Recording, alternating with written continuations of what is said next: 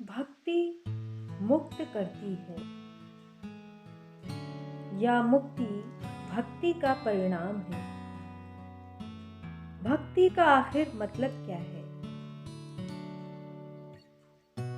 सरल भाषा में कभी कभी ऐसा होता है कि कोई आदमी कवि भी है और वैज्ञानिक भी है, और ये दुर्लभ घटना है कि कोई व्यक्ति कवि और विज्ञानी दोनों ही है, तब उसका व्यक्तित्व खंडित हो जाता है।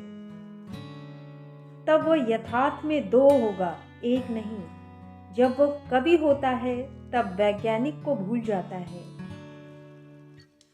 अन्यथा उसका वैज्ञानिक उपद्रव पैदा करेगा, और जब वो वैज्ञानिक होता है तो अपने कवि को भूल जाता है और दूसरे जगत में प्रवेश कर जाता है। तो धारणा, विचार, तर्क, बुद्धि और गणित का जगत है, वह जगत ही अलग है। और जब वह कविता के जगत में विचरण करता है तो वहां गणित नहीं, संगीत होता। विचारक और भावुक, ये दो कोटियां हैं। भक्ति मुक्त करती है, भावुक मन के लिए है।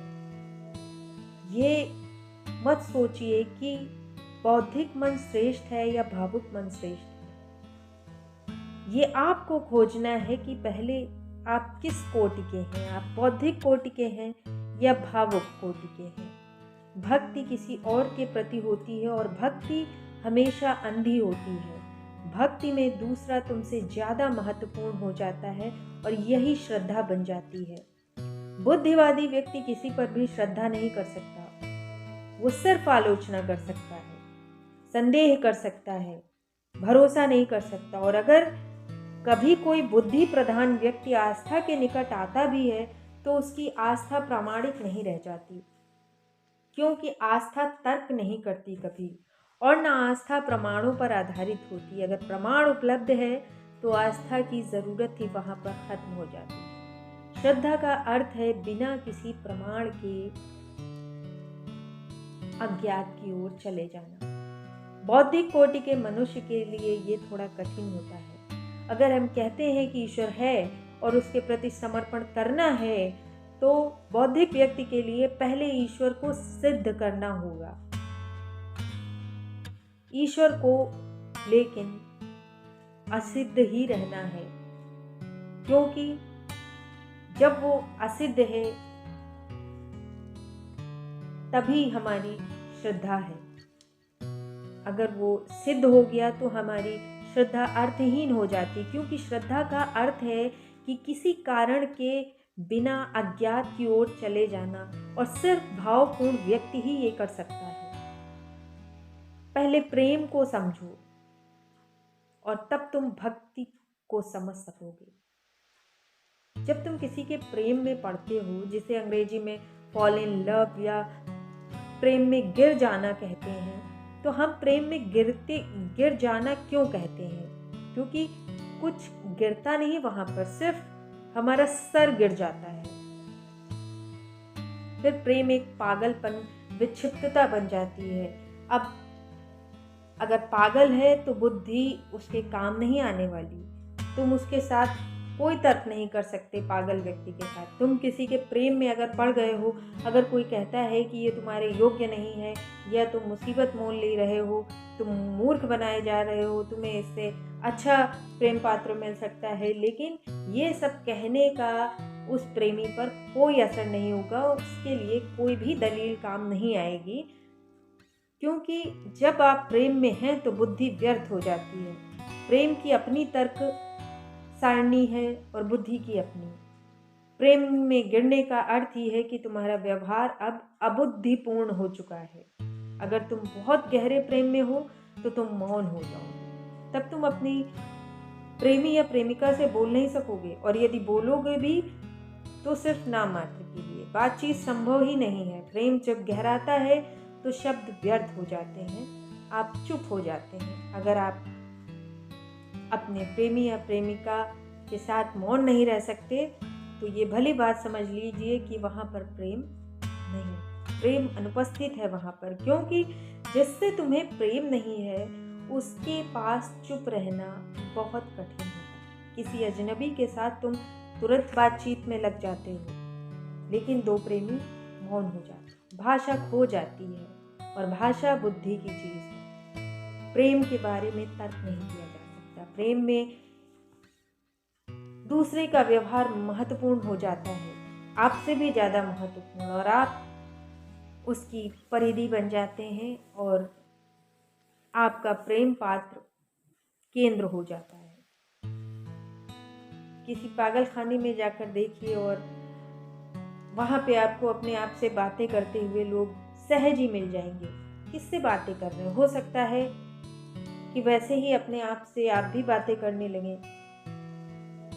बुद्धि से कैसे सिद्ध होगा कि तुम हो? अगर बुद्धि को उसकी अति ले जाया जाए, तार्किक अति तक, तो वहां पर सिर्फ मैं बचता है और बाकी सभी स्वप्न हो जाते हैं। बुद्धि ऐसे ही काम करती है। हृदय का मार्ग इसके विपरीत होता है। वहां पर मैं खो जाता है और दूसरा प्रेम पात्र ही यथार्थ हो जाता है। अगर तुम प्रेम को उसकी पराकाष्ठा पर पहुंचा दो तो वो भक्ति बन जाती है। अगर तुम्हारा प्रेम इस चरम बिंदु पर पहुंच जाए जहां तुम बिल्कुल ही भूल जाओ कि तुम हो, जहां तुम्हें होश ही ना रहे, सिर्फ दूसरा ही रह जाए, वही प्रेम भक्ति बन जाती है। प्रेम पहला चरण है। प्रेम के बाद ही भक्ति का फूल खिलता है। लेकिन प्रेम इतना भी आसान नहीं। प्रेम की दो संभावनाएं हैं। अगर प्रेम नीचे की ओर गिरा तो वो सिर्फ शारीरिक रह जाता है, और अगर प्रेम ऊपर उठ गया तो ही वो भक्ति बन जाता है, आत्मा की चीज बन जाता है। प्रेम दोनों के बीच में होता है। यदि तुम्हारा प्रेम गहरा हो तो दूसरा ज्यादा से ज्यादा अर्थपूर्ण हो जाता है। इतना अर्थपूर्ण हो जाता है कि तुम उसे अपना भगवान मानने लग जाते हो। यही कारण है कि मीरा कृष्ण को प्रभु कहते चली जाती है। न कृष्ण को कोई देख सकता है और न मीरा सिद्ध कर सकती है कि कृष्ण कहाँ है। लेकिन मीरा को इसे सिद्ध करने में कोई उत्सुकता भी नहीं है। मीरा ने कृष्ण को अपना प्रेम पात्र बना लिया है। राधा के लिए कृष्ण यथार्थ थे, मीरा के लिए यथार्थ नहीं थे। यही चीज मीरा को राधा की भक्ति से ऊपर उठा देती है। राधा भी मीरा से ईर्ष्या करती है। राधा के लिए कृष्ण जीते जागते पुरुष थे। उनकी उपस्थिति में उन्हें अनुभव करना कठिन नहीं है। लेकिन जब कृष्ण नहीं है और मीरा अकेली है और कृष्ण से बातचीत करती है, उसके लिए जी रही है, रो रही है, बात कर रही है, मीरा के लिए कृष्ण सब कुछ हो गए हैं, वो इसको सिद्ध नहीं कर सकती। लेकिन उसने छलांग लगा ली और रूपांतरित हो गई, और भक्ति ने उसे मुक्त कर दिया। ये भाव कि कृष्ण हैं, ये समग्र प्रेम का भाव, समर्पण, ये किसी को अपने में विलीन कर देना, चाहे वो हो या ना हो, ये विलीन हो जाना, ये रूपांतरित हो जाना, ये समग्र रूपेण शुद्ध हो जाना, जब जहां अहंकार नहीं बचा, कुछ भी अशुद्धि नहीं बची, वहीं पर भक्ति उत्पन्न हो जाती है। जब हम किसी के लिए मर सकते हैं तो किसी के लिए जी भी सकते हैं। अगर तुम किसी के लिए मर नहीं सकते तो तुम उसके लिए जी भी नहीं सकते। जीवन मृत्यु के द्वारा ही अर्थ पाता है, और इसी कारण से भारत में प्रेमिका अपने प्रेमी को परमात्मा कहती थी किसी समय में। प्रेम के किन्हीं आत्यंतिक क्षणों में पूरा दूसरा परमात्मा होता है और आप वहाँ पर नहीं होते, और ये समर्पण किसी परमात्मा के प्रति ही हो सकता है जो आकाश में कहीं बैठा हो या ना बैठा हो। ये समर्पण किसी गुरु के प्रति हो सकता है जो परम ज्ञानी हो। ये समर्पण किसी प्रेमी के प्रति हो सकता है जो उसके योग्य हो या ना हो। ये बात प्रासंगिक नहीं। अगर तुम अपने को दूसरे के लिए खो सकते हो तो तुम रूपांतरित निश्चित रूप से हो जाओगे और भक्ति के द्वारा ही मुक्त हो जाओगे। प्रेम मुक्ति है, अहंकार ही बंधन है, और इस जीवन में कोई भी बंधन नहीं। कल्पना करो कि तुम कारागार में हो और उसके बाहर निकलने का कोई उपाय नहीं, लेकिन अगर तुम्हारी प्रेमिका या प्रेमी उस कारागृह में पहुंच जाए तो वो कारागार तक क्षण खो जाएगा और तुम प्रसन्नता से भर जाओगे। फिर वो कारागार तुम्हें कारागार नहीं रहेगा। क्यों? क्योंकि प्रेम स्वतंत्रता है। जब प्रेम भक्ति बनता है तो ही वह समग्र स्वतंत्रता बनता है। इसलिए ये सूत्र की भक्ति मुक्त करती है।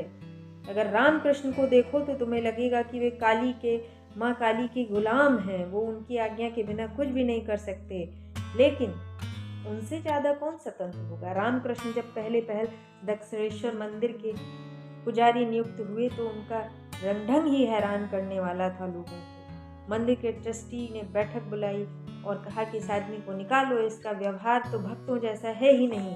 और ऐसा इसलिए हुआ क्योंकि रामकृष्ण पहले खुद फूल को सूंघते थे और उसके बाद माँ काली के चरणों में उसको अर्पित करते थे। लेकिन ये बात कर्म कांडों के विपरीत जाती थी कि सूंघा हुआ फूल कैसे देवी देवताओं पर चढ़ाया जा सकता है। तो वो फूल झूठा हो गया, अशुद्ध हो गया। लेकिन रामकृष्ण कोई भी भोजन भी पहले खुद चखते थे, फिर काली को भोग लगाते थे। और ट्रस्टियों को ये बात कहीं ना कहीं खल रही थी। रामकृष्ण ने ट्रस्टियों को जवाब दिया कि तुम मुझे काम से मुक्त कर दो, मैं मंदिर से निकल जाना पसंद करूंगा, लेकिन मैं चखे बिना माँ को भोग नहीं लगा सकता। मेरी माँ ऐसा नहीं करती थी, क्योंकि जब भी वो कुछ भोजन बनाती थी तो पहले खुद चखती थी, तब मुझे खिलाती थी। बिना सूंघे बिना कोई फूल में माँ काली को कैसे चढ़ा सकता हूँ। और मैं निकल जाने के लिए यहाँ से तैयार हूँ, राजी हूँ, और तुम मुझे बिल्कुल रोक नहीं सकते। मैं कहीं भी पूजा कर लूँगा, क्योंकि माँ तो सर्वत्र है, वो इस मंदिर में नहीं, वो हर कहीं है। और तुम्हारे मंदिर तक ही वो सीमित नहीं, मैं जहाँ भी जाऊँगा इसी तरह माँ की आराधना और पूजा भक्ति करता रहूँगा। और ऐसा हुआ कि किसी मुसलमान ने रामकृष्ण से कहा, अगर आपकी काली सर्वत्र है तो आप मेरी मस्जिद में क्यों नहीं आ जाते। उन्होंने कहा ठीक है, मैं आऊँगा। और वो 6 महीने मस्जिद में रहे और दक्षिणेश्वर को पूरी तरह भूल गए और मस्जिद में ही रहते रहे। और तब उनके मित्र ने कहा कि अब आप वापस जा सकते हैं। उन्होंने कहा कि माँ तो हर जगह।